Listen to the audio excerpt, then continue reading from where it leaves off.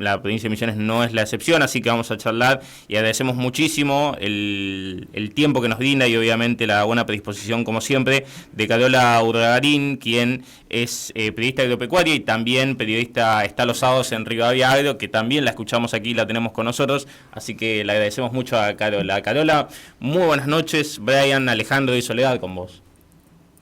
Hola Brian, Alejandro, Soledad, ¿cómo les va? Bien. Muy bien, un gusto. Un gusto. Muchísimas gracias, Carola, por tu tiempo y obviamente, un año nuevo que empieza, el campo con expectativas, con proyecciones, algunas modificaciones, que también es el tema del que se está hablando ahora en cuanto a retenciones. ¿Cómo lo ves vos de lo que puede llegar a ser este 2025? Bueno, con el equipo de Rivadavia Agro siempre hacemos el chiste que cada vez que decimos el campo muere un panda en algún lugar del mundo, porque el campo es tan grande, tan diverso, ustedes saben. El campo en Misiones no se le parece en nada al campo que conozco yo, que nací en Carlos Tejedor, provincia de Buenos Aires, pero en definitiva siempre hablamos todos del campo. Este año, y siempre se habla del campo en general, hablando de la agricultura, de las retenciones, de la soja, el trigo, el maíz. Este año, para ese campo, para esos productores, venía siendo un medio complejo. Se daban varias cosas en paralelo. Por un lado, la inflación siguió subiendo el año pasado, aunque obviamente se desaceleró. El dólar planchado y la perspectiva del gobierno de que eso iba a seguir así. Los precios internacionales que habían dado un salto y que habían estado muy altos y habían permitido exportaciones por valores récord en el 2022 en el gobierno de Alberto Fernández, desde entonces no han parado de bajar y en diciembre del año pasado, o sea, hace un mes, habían tocado su piso mínimo en los últimos años. Y entonces el escenario era complicado. Estaba caro sembrar, los insumos también habían estado caros en algún momento, y lo que va a cosechar el productor no va a alcanzar. Lo que va en realidad a adquirir en pesos no va a alcanzar para poder sembrar, para reinvertir o para salir hecho, en muchos casos no iba a alcanzar. Entonces era un escenario un poco complicado. Y ya en las últimas semanas se había tratado, me parece con éxito, de instalar un operativo clamor, un pedido de todas partes y con voces muy distintas y constantes al gobierno de bajar retenciones. Es un debate que ya conocemos desde hace mucho, el de bajar retenciones, y un pedido que el campo hace desde que tengo uso de razón, pero esta vez se justificaba bastante porque los productores decían, y las entidades y los analistas, es un porcentaje muy alto. En el caso de la soja te descuenta el 33% del precio, o sea, ya andás un 33% atrás que un productor que vende su soja en Brasil. Entonces era una modificación de ese tributo, de ese impuesto a las exportaciones, el que podía cambiar la ecuación. Y es lo que vos decías, finalmente lo termina anunciando el jueves pasado Manuel Adorni con el ministro de Economía Luis Caputo, una baja, no eliminación, claro, y de forma temporal, hasta junio.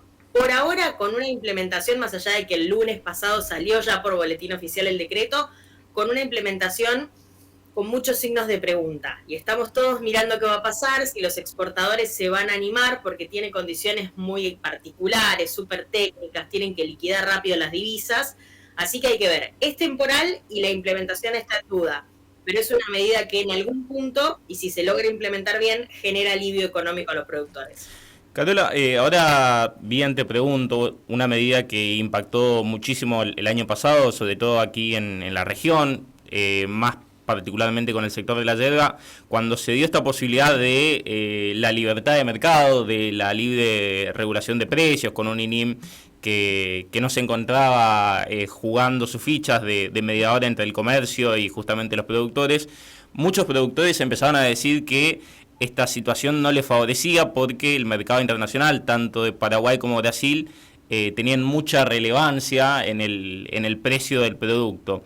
¿Esta situación vos la notaste de la misma manera? ¿Viste que haya sufrido algún otro sector la misma situación? ¿Cómo lo analizás vos?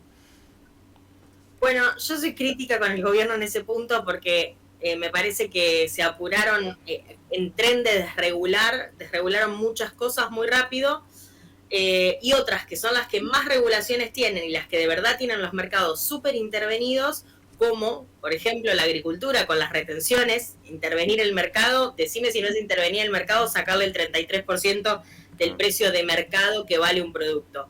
Entonces ahí yo soy crítica desde el punto de vista de, al final desregulamos algunos porque están lejos y para hacer ruido, como con el INIM y la yerba mate, y después hay un montón de otros mercados que conviene, por un tiempo al menos, tenerlos intervenidos, como es el caso de la agricultura convencional, de la soja, vamos a ponerle si queremos, el trigo, el maíz, con retenciones y otras medidas.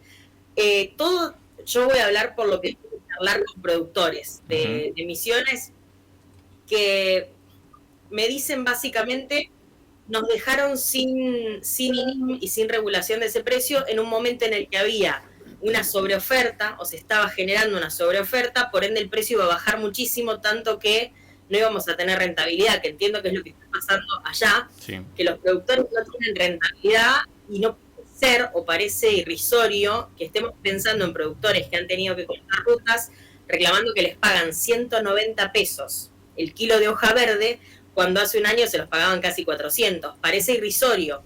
Y ahí el Estado quizás hubiese podido tener algún rol, o a través del INIM, que tenía a muchos actores más allá del Estado, tener un rol regulatorio y de sostener un mercado que iba a pasar un momento complejo. Por eso digo que me parece que en ese caso se apuraron, cuando no, vos preguntabas, ¿pasó en otros mercados? La verdad que no. A ese nivel no han desregulado otros mercados agropecuarios.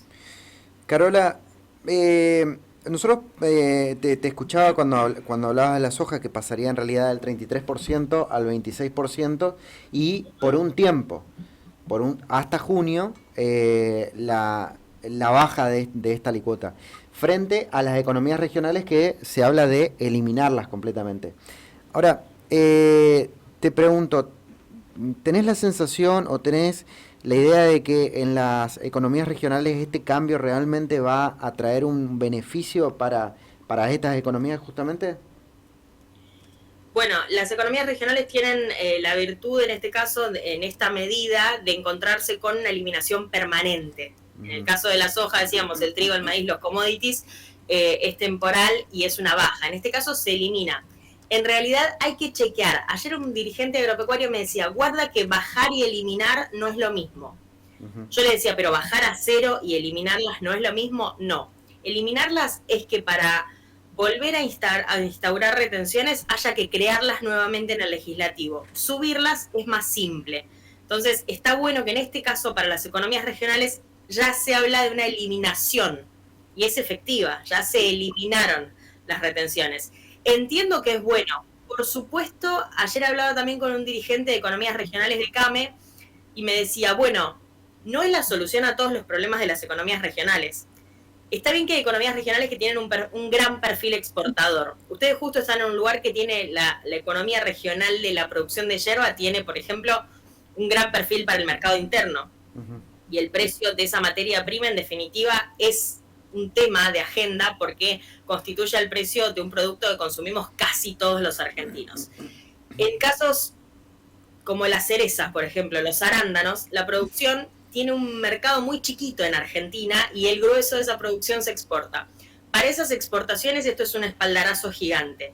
Para las que tienen mejor competencia entre mercado interno y mercado externo, puede que todavía sigan teniendo problemas que tienen que ver con altos costos, con menor consumo de algunos alimentos en particular, y entonces no hay demanda y no hay dónde colocar esos productos, por ende se genera una sobreoferta y por ende se generan bajísimos precios y productores que tienen que desaparecer porque no es rentable producir esos alimentos. Pasa con algunas frutas, por ejemplo. Eso está pasando. Entonces, en las economías regionales es una buena noticia. ¿Les va a solucionar todos los problemas? No. Pero tengo dos ejemplos que me dan esperanza, vamos a decir. Uno es el de la leche, que no está considerada una economía regional, pero debería. Es una actividad chica que se va concentrando en Argentina, debería ser una economía regional. A la leche y a los productos lácteos, Sergio Massa, cuando todavía era ministro de Economía, en septiembre del año pasado, les baja a cero las retenciones por 3 meses, justo durante la campaña electoral, y hasta diciembre.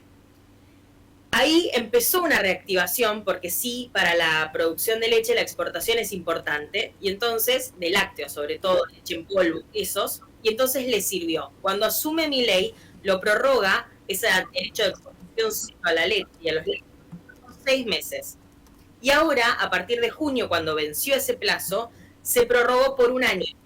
eliminaron. Por eso, cuando quieran volver a poner este u otro gobierno retenciones a los lácteos, va a tener que crear el derecho de exportación a los lácteos. Y está, entre otros factores, y acá también juegan otro rol las retenciones, pero es un sector que ha despegado mucho este año. Este año hay tamberos que volvieron a ganar plata. Los tamberos medianos probablemente, y no todos, pero han vuelto a ganar plata, han vuelto a tener rentabilidad. Obvio que en el medio juega que el tambero tiene como la mitad de sus insumos, de sus costos, es el alimento para las vacas. Alimento para las vacas o expeller de soja o maíz. Un maíz barato, porque está barato a nivel internacional y encima le sacás por retenciones. O sea, la lechería también tuvo este año esa ventaja de que fue un poco subsidiada por las retenciones que pagan los agricultores. Ese es un caso. El otro es el del maní. Al maní también se le bajaron a cero las retenciones. Yo creo que al revés, en no hay que considerarlo una economía regional porque ha avanzado muchísimo, es un cultivo extensivo y ha crecido realmente mucho. El 90% de lo que se produce de maní se exporta y en ese caso le bajaron las retenciones a cero con una buena capacidad de lobby, vamos a decir, y ha generado un efecto. Este año todo el mundo, ya no solo en Córdoba, que es donde se sembraba antes el 90% del maní, sino en Buenos Aires, en La Pampa, ha salido a sembrar maní y son los que mejor pudieron pagar alquileres este año, los productores de maní. Eso habla de que bajar o eliminar retenciones levanta muchísimo la competitividad.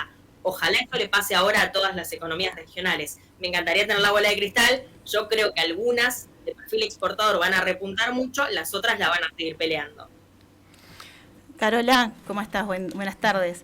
Yo te quería preguntar sobre la trazabilidad electrónica, que el gobierno informó que van a postergar la medida para el 2026. ¿Cómo influye eso? Va a seguir todo como está. Vamos a explicar rápidamente y medio en criollo qué es la trazabilidad electrónica, por si alguien que nos esté escuchando no lo sabe. Básicamente, el gobierno buscaba implementar, primero quería que sea de forma obligatoria y después fue haciendo plazos para que primero sea opcional y sea el propio Estado el que financie eso, pero quería que todos los animales del ganado, en vez de tener la típica caravana en la oreja que conocemos, tenga una que sea electrónica. Eso habla de trazabilidad, que es ese concepto que vos traes y que le permite a los consumidores y a los compradores de carne argentina en otros países del mundo mirar como un mapita de cómo se crió ese ganado, dónde nació ese animal del que estás comiendo la carne, quién es el dueño, el productor dueño de ese campo, cómo se crió, cómo se alimentó, por dónde pasó y cómo terminó en tu casa. Bueno, es una cuestión que ya está funcionando en el mundo, que no es que estemos súper apurados, no es que Argentina, si mañana no tiene trazabilidad electrónica, pierde mercados, pero sí está bueno que Argentina se fuera subiendo a esa tendencia. Uruguay tiene hace años y le va muy bien con eso. Entonces el gobierno estaba tratando de impulsarlo. Primero era obligatorio y los productores patalearon muchísimo porque dijeron, ponés obligatoriamente una medida que a mí me implica invertir en un año malo, después de la sequía, me necesitan caravanas electrónicas.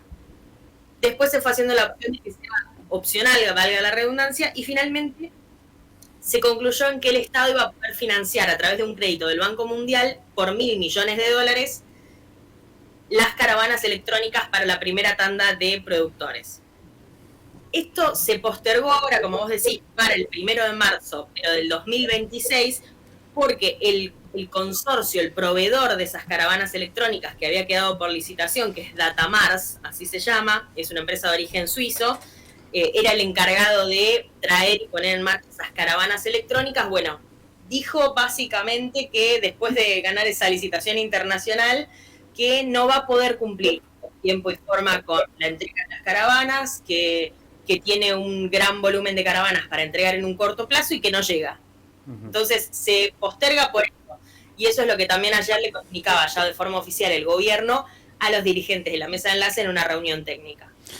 Carola, la última por mi parte, te comento una situación actual que seguramente la está siguiendo de cerca. Aquí en la provincia estamos con manifestaciones del sector tabacalero, justamente porque estamos en épocas de acopio y obviamente no hay una mediación en cuanto al precio que se trata de establecer desde el sector productivo y de las empresas. La pregunta más que nada va por el rol que están jugando las provincias en estas mesas de negociaciones. Si vos ves que las provincias han quedado libradas a determinar los precios con los productores, y si el gobierno ha dejado la cancha libre y no se está entrometiendo en este tipo de situaciones, a pesar de que, como en el caso del tabaco, hay reglamentaciones y hay disposiciones que son obligaciones justamente del gobierno nacional. Da la sensación, la verdad es que sí, no tengo información concreta sobre este caso en particular para decirte el gobierno tomó la decisión puntual de dejarlo liberado a las provincias, pero eso es lo que da la sensación, me llevo a esa misma conclusión que vos. El gobierno lo ha hecho en varios aspectos y da la sensación de que en este también ha dejado, en realidad ni siquiera a las provincias, que los sectores se acomoden, y en eso los gobernadores tienen la necesidad de meterse porque son sectores muy importantes para sus provincias. Es el caso del tabaco, no solo para Misiones, sino también para Salta. Da la sensación, sí, de que efectivamente es como vos decís. No tengo información concreta sobre si es una decisión deliberada del gobierno. También me da la sensación, y esto me lo he llevado de propias charlas con funcionarios, de que desconocen mucho algunos sectores productivos. Ayer hablaba justamente el titular de Economías Regionales de CAME, es Eduardo Rodríguez, que viene del sector tabacalero, y él nos explicaba esto que vos me estás contando, lo que están pasando, la falta de precio, cómo los afecta, lo preocupados que están y la falta de respuestas. Yo creo que hay una mezcla de desinterés y de necesidad de que se acomoden solos los sectores, y por otra parte de bastante desconocimiento de los sectores productivos. Quizás sí están un poco más empapados algunos funcionarios porque son parte de esos sectores, de la agricultura tradicional, de la zona núcleo argentina, de la zona centro, pero me parece que en algunas economías regionales sobre todo hay algunas patas flojas. Bien, Carola, un gusto verdaderamente tenerte con nosotros, te agradecemos muchísimo por tu tiempo y tu buena predisposición, y obviamente te estaremos escuchando los sábados también en Rivadavia Agro como siempre. Excelente, gracias a ustedes, por favor, ningún agradecimiento hace falta. Los espero el sábado, ya faltan 2 días. Pasado mañana a las 6 de la mañana, como todos los fines de semana, arrancamos juntos en Rivadavia Agro. Gracias a ustedes. Gracias a vos, Carola Urdangarín con nosotros, periodista agropecuaria, dialogando un poco de la situación del agro a nivel nacional, la situación también propia de los sectores productivos aquí en la provincia, tanto la yerba como el tabaco, temas que obviamente los venimos desarrollando aquí largo y tendido, y que obviamente enero ha sido movido y febrero lo hace aún más, diera al parecer, ¿no? 19:53, tiempo de tanda y venimos.